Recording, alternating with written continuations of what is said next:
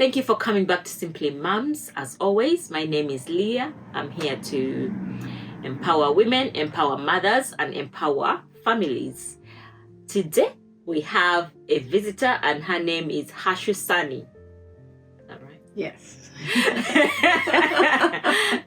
Okay, Hashu Sani is going to she's going to talk a little bit more about herself.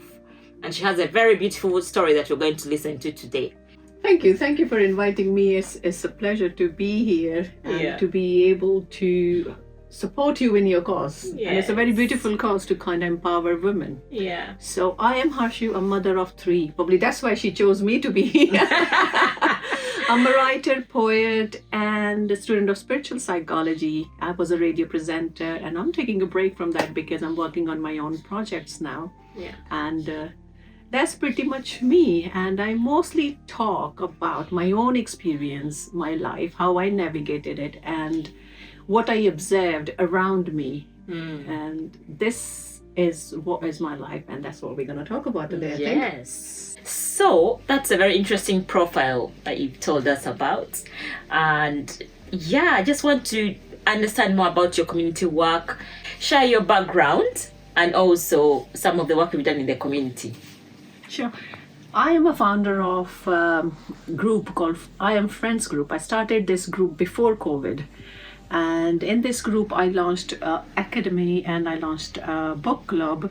And you know, Wally, I would like to take pride in this, I reviewed a book called Reflection of Man. Yeah. And the best-selling from States. And author actually contacted us after that I was able to catch the essence of the book in a very different way. So I take pride in that. Yeah, well done. being a writer myself and student of psychology, spiritual psychology, I like to say, because psychology for me is not only about what you think. It's like all-round thing where we are actually trying to figure out ourselves. Trying to rediscover ourselves. Okay. And spirituality say we are remembering ourselves. So when the fact that we are already what we want to be, and that grand, we're just remembering it. Because something in us somehow just blooms. We don't know things, we have not studied about it, but it's there within us. That's the inner knowing. Yeah. And that fascinates me. Because I talk to little children and the way they come up with the concepts and new things, I'm like, they have not learned about it. And today's generation, they have not learned. These things are not taught in school. How come they know that? Yeah. That fascinates me. Yeah. That's how I'm into this spiritual psychology. Now that part done. I'm a writer as well, and I write about my own experience, how I transmuted my experience, my pain, my joys into the journey, the pain especially into abundance. How I become who I become, how I use that pain to carve me rather than let me down. How I use my darkness, my darkest time, to rebuild me, to bring this light to my life. Yeah. So that is my journey, and this is what I do with every project I do. Wow. And I was trustee to a charity, and now I'm working with the Councillor Ram and his group, equality group, where we fight for equality in every sense. Okay. Can you explain more about that? Equality group is a group where we sort of reform the policies, old policies which are not actually working, and bring in new laws. And we don't actually do it, but we advocate for it. We advocate for the change that is needed in the community for the betterment of the community.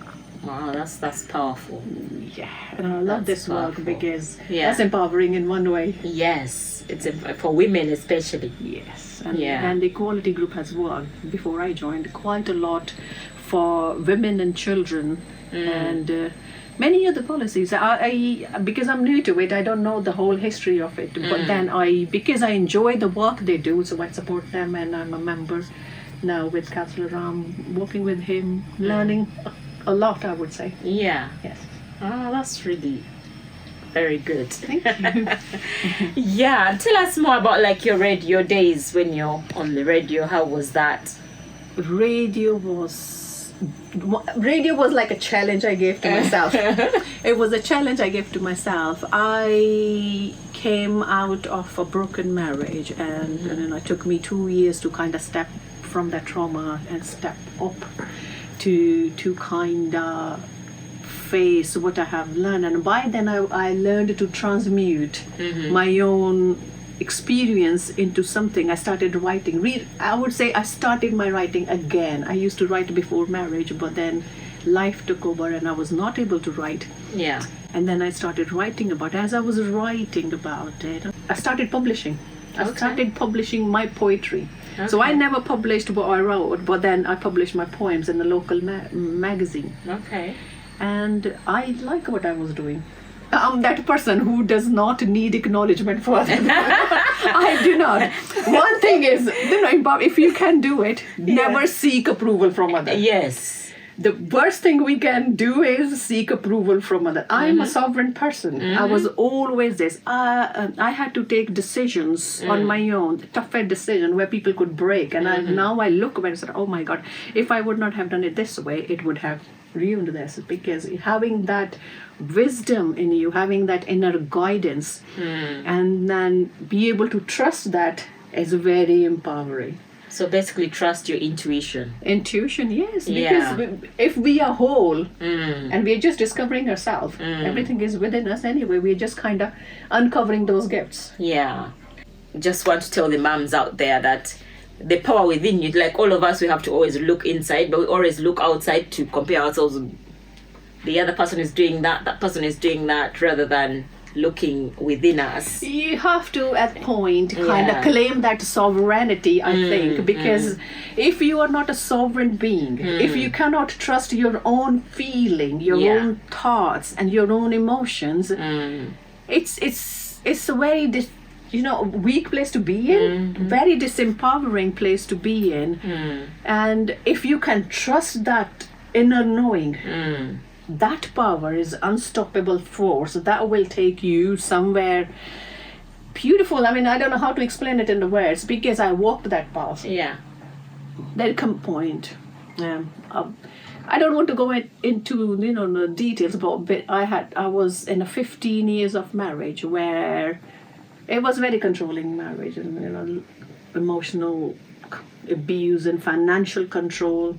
I won't go into details. We know what happens when these kind of things happen. But in that, I was constantly questioned about my abilities. Always questioned about my motherhood. Always questioned about my own wisdom and all that. But because I was a very spiritual person, and my background is like from very spiritual family, the values that were given to me and the way I saw my father operating. I'm from a very small town, and we were the lead family. One of them, I would say. And being in that lead, coming from a family of leaders, you see things happening in the community because community come to your courtyard. You sit there and you have meetings, and you all your life you have witnessed what is wrong, what is right, and you cannot favor anybody. You have to take the middle grounds. You have to walk that gray line, not black, not white. You have to create that middle path. So I have seen that all my life, and then I had experience to study in a metropolitan city where I was nobody. In a metropolitan city, from a small village, I went there. I was nobody, but where I was a celebrity. How was that? So you learn with opposite experiences. So from that, I learned that I was put by God in a position where I was being carved to lead in one way or other. And then when I went out to a metropolitan city for my graduation, and over there, my half of the family was there, most of the family, we are in a joint family. And the way they operated from us was absolutely different because they were brought up in metropolitan city. Now their thinking is absolutely different than me being in a village, in a small village, but in lead.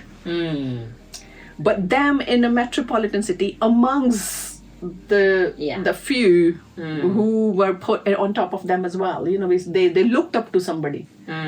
I did not. Because people used to look up to us. Yeah. And then we were taught to not look down at anybody. Yeah. And if you are looking up to somebody and you're looking down to somebody, you're in a very bad place. Yeah. I experienced that, and that I learned from the opposite, that I'm in a very good position actually where I'm placed by Most High. I'm a spiritual person, where I'm placed, and you learn with experience how to lead. You know more about yourself, and I was like kind of taught to go inward. Use your own brain. It's not hard. Use your own brain. Use your own senses. My father's, if we had made a mistake, and he would say, use your brain. And we used to sit and think, and especially me, how I would have made it better. He's asking me to use my brain. And he said, see how people operate with you. And that's how you have to operate with them. Okay. Right?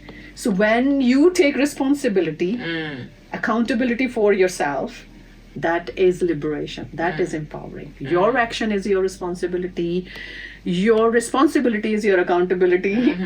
Once you say it's all about me, not about other, you're empowered already, because you have taken the control back. It's not what other people said. It's how you reacted to it, because you are in control over here. This is you. You are the leader. You are the God within.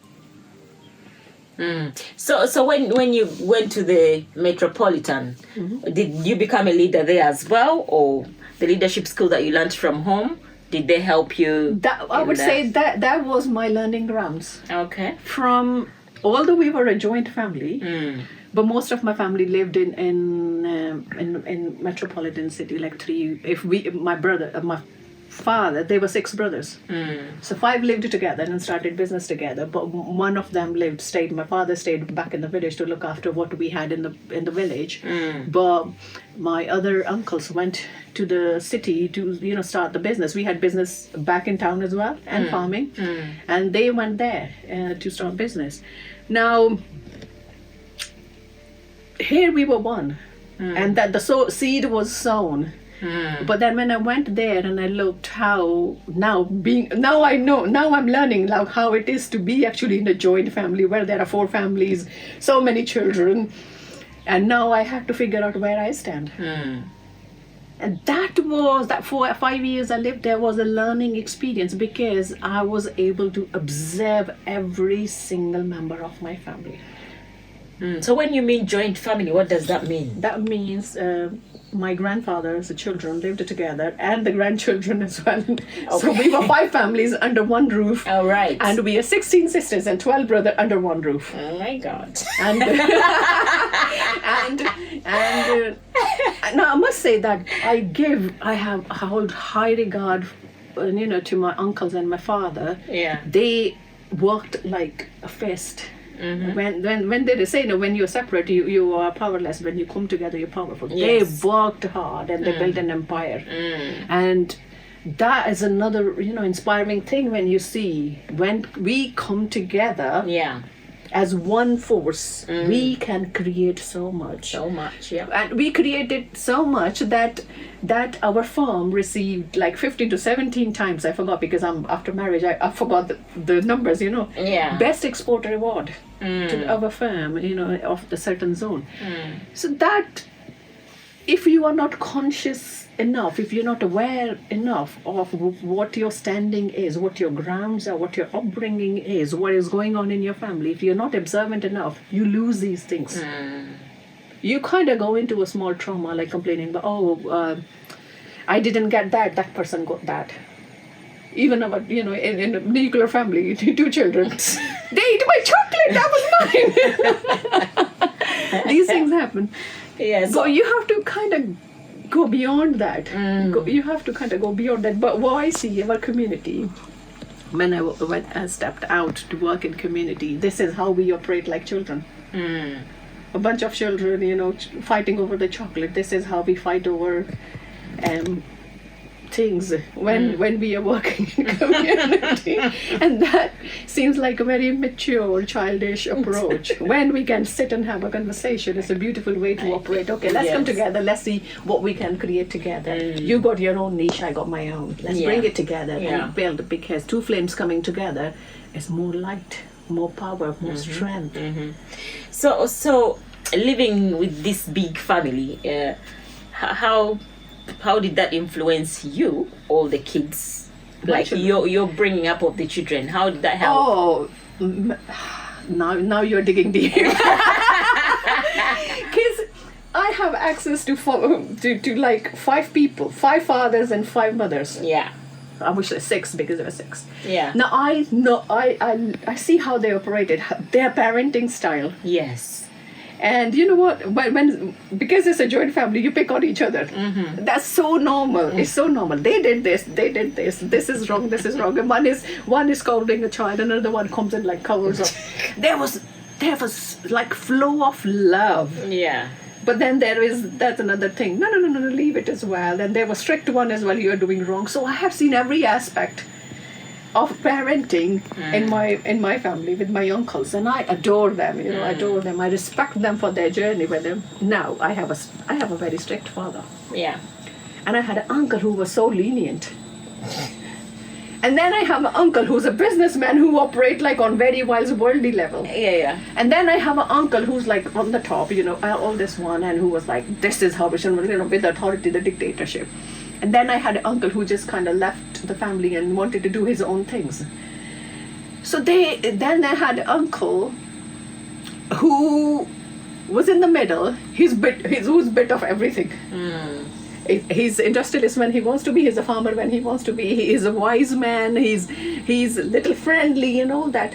So I experience a platter here, And then with my mothers, it's the same thing. One is very obedient, and one, who will just perfectly would say, if you had a patience, 1% of patience what she had, I mean, we will pass in this world.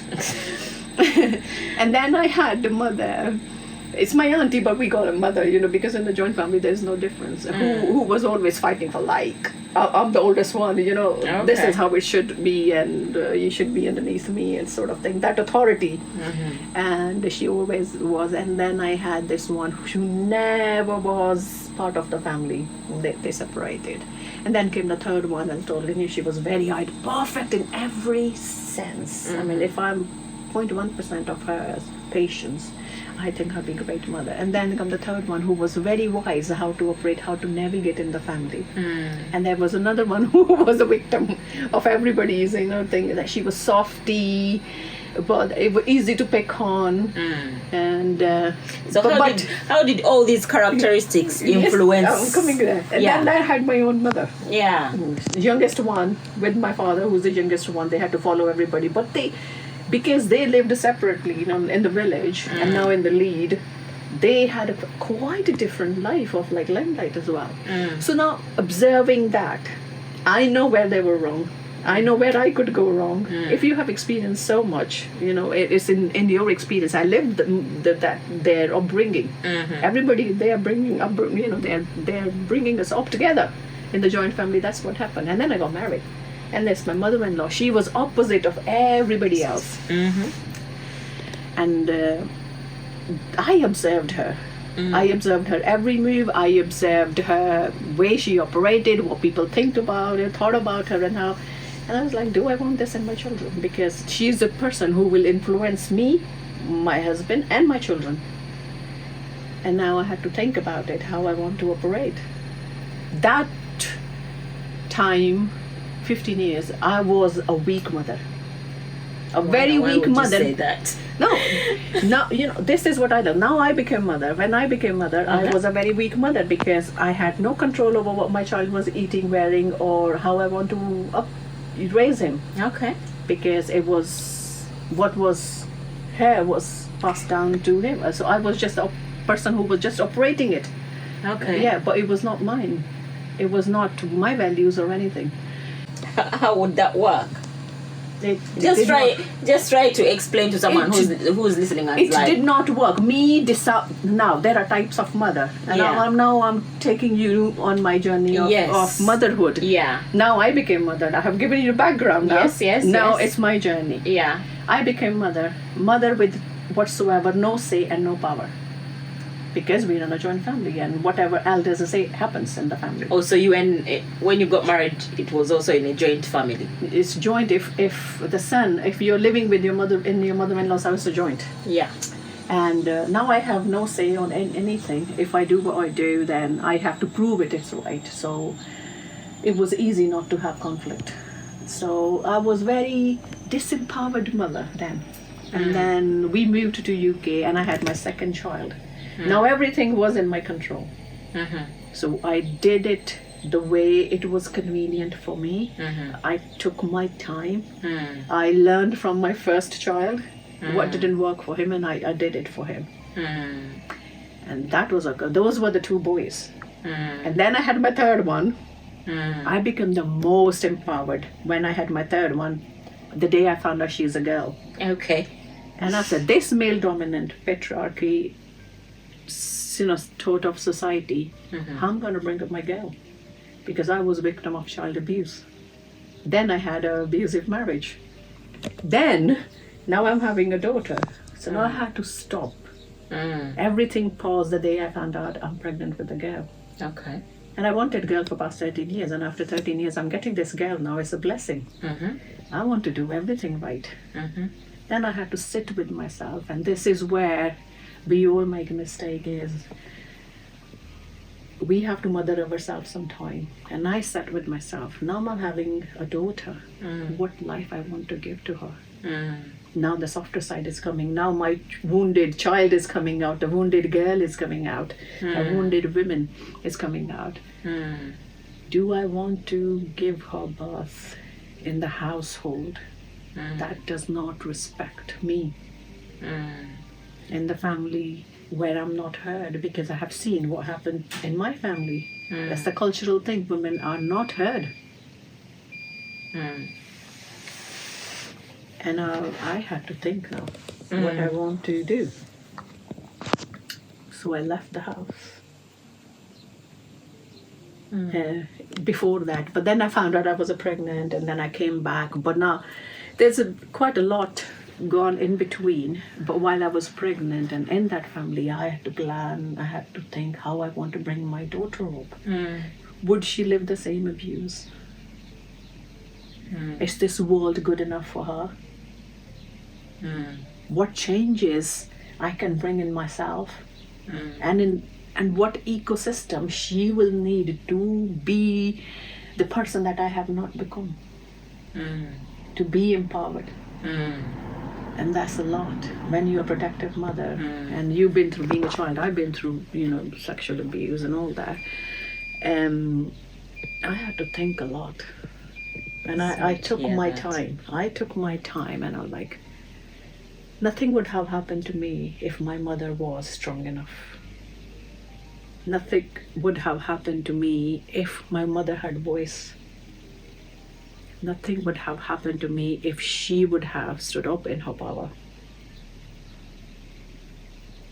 And then being a daughter-in-law, nothing would have gone wrong if my mother-in-law was a balanced, divine feminine, not a wounded feminine. Okay. Being in power and wounded is a dangerous place to be in. Hurt people, and she had a terrible life with where she was. She was in her family, she was good and all that, but she lived certain circumstances, situations which made her what she become. She is byproduct of her ecosystem, and I don't blame her for that. I cannot, because she's a woman. She did what she had to do to survive. With the limited resources, limited knowledge, and limited support she had. And I don't blame her. I feel sorry for what she had to live before I came that made her who she became. She was scared woman that I will be ripped off of all I have created, built all my life. How would you operate if you are in that threatened state? So this is what the environment was around her all her life. I think I would do the same thing if I was in her state probably. But I don't know, and I don't want to. And I knew that I didn't want it to be that person. I wanted to not be a wounded woman. I didn't want it to be a weak woman. I wanted to be a strong, healed woman so that I can bring that divine mother to my daughter, which she deserved. And that's when I realized how weak I was for both of my sons. I was a weak daughter. I was a weak sister. I was the weakest. My weakest was when I was 5. But I become very empowered mother. So how did that happen? Because I sat with me and I saw what I had to live and what I don't want to pass on. When I knew, you do not go and change the world just like that. Yeah. There is at the catalyst moment. My daughter is a catalyst in my life who said, no, I'm coming. It was like I was having a soul conversation with her. I'm coming to your life. Now you have to kind of get the glitter out of your life. You have to improve because I'm a spiritual person. I believe in that soul that comes in your life. Yeah. Brings his or her own power and gifts. My eldest son gave me patience. And he's a very patient person himself. He's not loud at all. But when he is loud, he roars. And my middle one is very worldly wise. Very what? Worldly wise. If I ask a question to my eldest one, he said, Mom, whatever you want to do. But if I ask a question, okay, this is how, he will say whatever, but then he'll come back and say, Mom, if we do it this way, it would be better. He likes to go around the situation and kind of look at it, every possible situation. But my daughter, the third one, she's a liberator. Her name is Noor. Noor means light. Okay. Light liberates you. So I see her as a liberator, the one who liberated me of my darkness and put me in the light where I was empowered. We don't need other people to empower us. We don't. We are empowering people now. Yeah. So. We are. But it has to. You cannot pump empowerment into anybody. You can't. They have to. There has to be some trigger that happens inside. My daughter was my trigger. My daughter. Okay, so how did the empowerment start? So now that you realize you're getting the child, you realize things have to change. Yes. So what did you actually have to do? I took small steps. Small step like just opening my own separate bank account. I didn't even have that. Oh wow. Yes. Small steps. So you have to take small calculative risk when you are in such a controlled environment. And I did that. I took small step. And there's a benefit I had was my neighbor, she worked in social services. So she knew what was wrong. She did not actively step up to say this is wrong and that, but she started supporting me when she saw what was happening. Because she's good women, good people, that's what they do. They don't intervene, but they support you where they can. And she started supporting me. Slowly, I learned about, because I started working in care. And working in care... Were you allowed to work? Yes, I was working. Like... That's money coming in. No, like... I'm not... Was your husband allowing you to work? Otherwise we wouldn't have survived. Okay. So that's a necessity, you know. Okay. Back home, I was not allowed to work. Okay. But here, I had to work. Okay. And when I decided that I'm having my third child, I'm not going to work, I was a liability, not asset anymore. All right, okay. So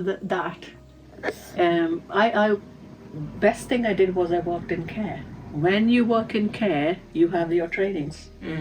Where in those trainings you find what is mental abuse, what is emotional abuse, what is this abuse, and you were taught all about that. Yes. And as I'm doing my training, I did that work for 5 years. I'm like, that ticks my box, that ticks my box. So I'm aware of what I'm living. But I have to kind of break that cycle, that pattern, because It's like generational thing. It's cultural thing. It's normal societal thing. What I was living. So now, first becoming aware that this is wrong, that this thing what is happening with me is wrong, and then bringing mentally and emotionally yourself to that point where you say, okay, enough is enough. You have to. It's not that you have awakening now and everything happens, and that it does not happen like that. So when you are in a controlling situation, you have to think how slowly you can move forward. That was awareness. Now I had awareness now. What's wrong?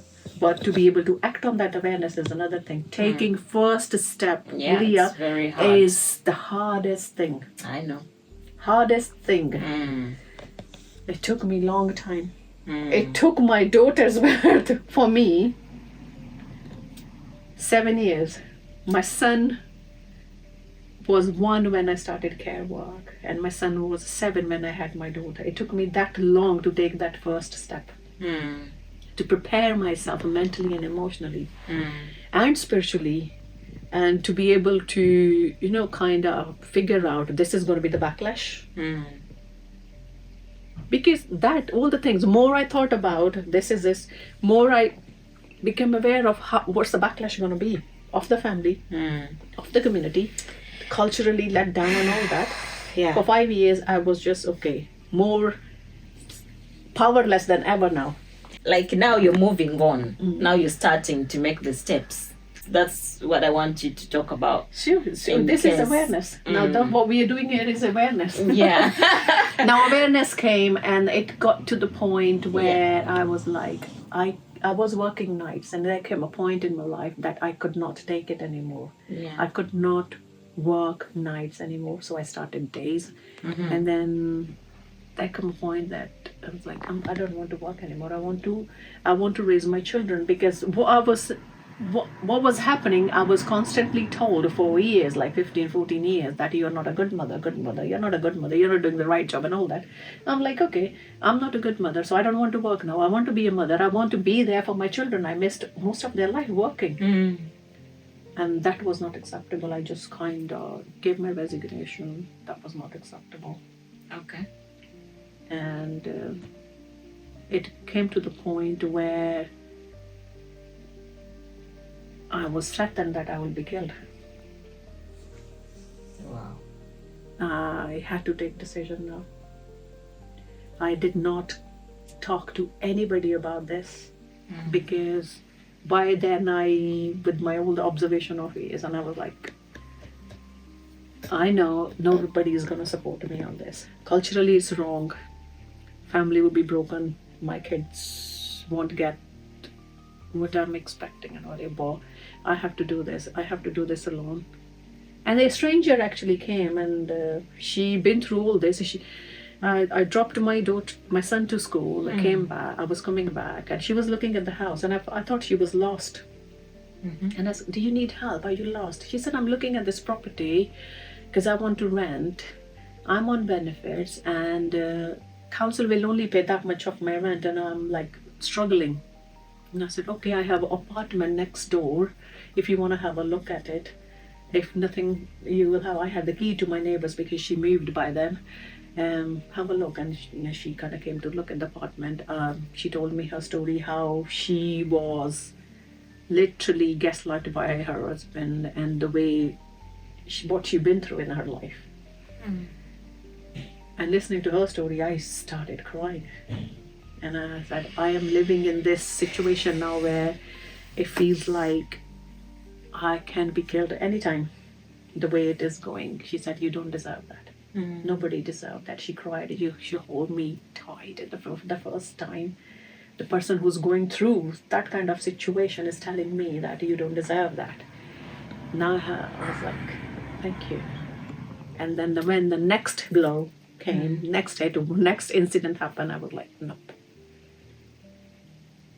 If she can survive, I can survive as well. And I called domestic abuse help, and I told them my story. I said, this is what I'm going through, what support I can get.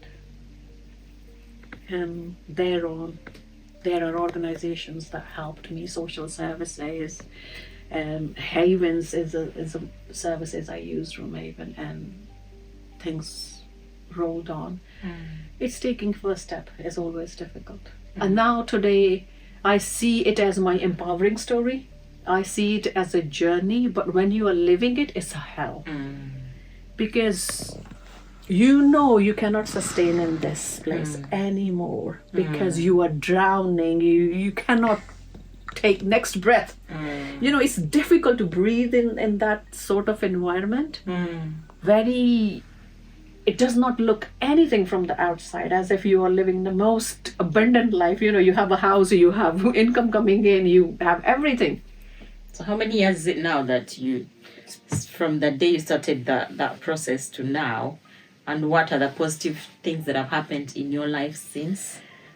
So then eventually, after all the chaos, I separated from my husband with the help of social services and every other organization. Then this interesting thing now, how I came into community work is because I'm from the family now, there's a giver, leading family. We are the givers. We had enough that we have overflow that we used to support community. Now I'm in a situation where I'm living on the benefit myself. My advisor said to me, these are the benefits you have to apply for now. You cannot sustain otherwise. And I started crying. And I said, I'm from the family of givers. Our hand was like this, never like this. And she looked at me and I said, Ashu, you have to take this. And my daughter was only 6 months then. You have to take this, because otherwise you won't be able to survive. You're a mother now. You have to look after your children first now. And no, not first. You have to look after yourself and your children first. You cannot go to work. So when you're ready, you can return it to community. You can do voluntary work. And I said, that makes sense. That connected with me. And when my daughter turned 1, I started going to library. And now in library, that time, because of the funding, government was, kind of stopping teas and coffees. That was, refreshments were free in library before. Now they're not. Yeah. So I kind of started buying stuff for the library from whatever benefits. And that's how I started into the community work. And then one step, and one of the library's outreach team member, she reached and said, you are doing so much already over here. You know, it's good. Why don't you run your own group? And I said, you think I can? She said, yes. I said, but my daughter is too young. I cannot. So she said to me, okay, I'll wait. And then my daughter, time passed. She started her nursery. She was in nursery for like a whole 1 year now. After she pursued me like for 1 or 2 years. And then I started my group in library called I Am Friends Group. And I had no funding.